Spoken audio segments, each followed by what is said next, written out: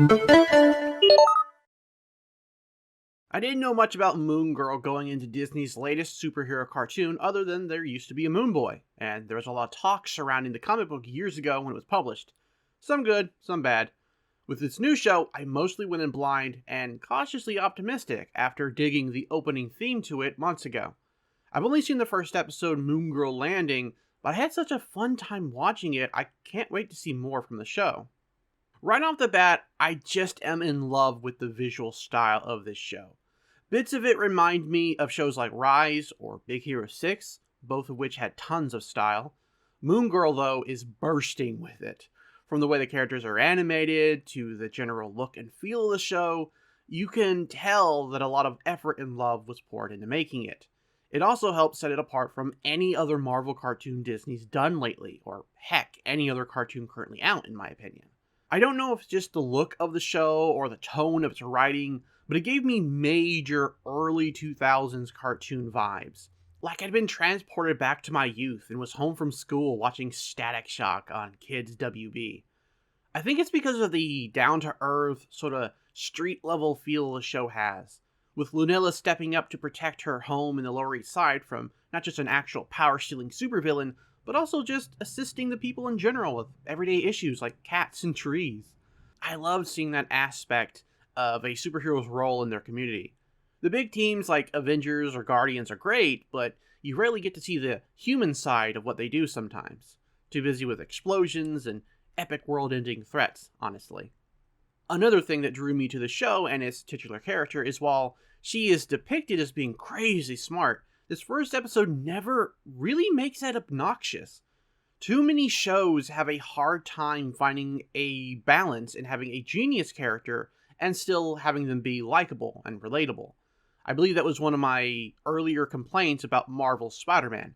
They focused a lot on how smart Peter was to the detriment of his character. He was just too annoying. And that issue isn't really here. Lunella is smart, she knows she is, but she's not high on her own fumes about it. And she's still capable of making mistakes in a believable way. Lunella's dynamics with her various supporting cast was also really well written and interesting to watch. Her loving, supportive family, who runs a rolling rink, I didn't know those existed in 2023, but nice. Her new friend Casey, who helps her design her superhero outfit as well as grow her brand. And of course, Devil, the big red dinosaur. I love seeing, loving family units in shows like this. It's wholesome as hell, and it gives Lunella something worth fighting to protect. Casey, the new friend she makes, seems like she's going to be super annoying at first, or in her words, I've been told I can be a bit much. But she's actually a really fun character. There's a lot of ways to have a social media-centered character go awry, but the writers didn't fumble it in this episode. She's the emotional support pillar for Lunella, or one of them anyways, someone who knows her secret and can give her advice. Their budding friendship is really fun to watch in this episode, and I adore their interactions with each other, like when they make up after a fight and realize they just gave each other nicknames. OMG! Do we have nicknames now? I guess so! It finally happened! I've been dreaming about this day! And then there's Devil Dinosaur, who is a character I'm not that knowledgeable about, but he's basically like an overgrown pet, just with tons of razor-sharp teeth and a tail that can probably smash a car. He's voiced by legendary Fred Tatasciore, I think I butchered that one, I'm sorry, man, who has done a ton of different voices over the years, and he really nails it as Devil, even though he doesn't really speak. Devil and Lunella's relationship is entertaining to watch, seeing them quickly befriend each other, go through a rough patch, and then reunite to take down a villain. It's wholesome. So very wholesome, and at times it made me tear up a little. Not gonna lie. The only gripe I think I had with the episode was when Lunella was getting him to return to his own dimension. She can't seem to get him to leave, so she pretends she's sick of him and wants him gone. It's a scene you've seen a million times with other animal characters in movies and shows, and I just think it would have been cool to see something else used to get Devil to go back home. But that's a bit of a minor nitpick in an otherwise fantastic episode. And now I have to talk about Aftershock, the baddie of the episode, in more ways than one, am I right, fellas? Did anyone else catch her name? Miss Dillon, as in Max Dillon, aka Electro. I was wondering why they were using a new electric themed villain and not maybe like a more recognizable one like Electro. But you know who this is based on? His daughter from the MC2 universe. That is such a deep pull, and it's really neat that they did that. I don't know if they're related here or if she's meant to be like a gender swap version of Max, but it's sweet to see her nonetheless. Aftershock is amazing in this episode. She's a serious threat to the community and Moon Girl, putting the hurt on even Devil in a rather heartbreaking moment. Dylan is sarcastic, full of herself, and she steals every scene she's in, which is ironic considering she's stealing power in this episode. I don't know what happens to her after the episode ends, but hopefully she returns to face our duo again because she was just fantastic in this episode.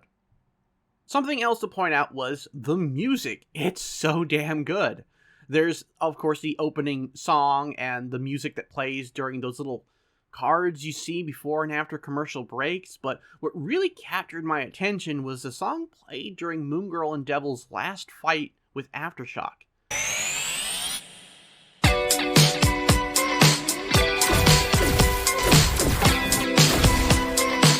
I'm familiar with cartoons doing songs, of course. I grew up with chase music in Scooby and the songs in Phineas and Ferb, but I don't think I've ever seen it utilized like this in a superhero cartoon, at least not that I recall.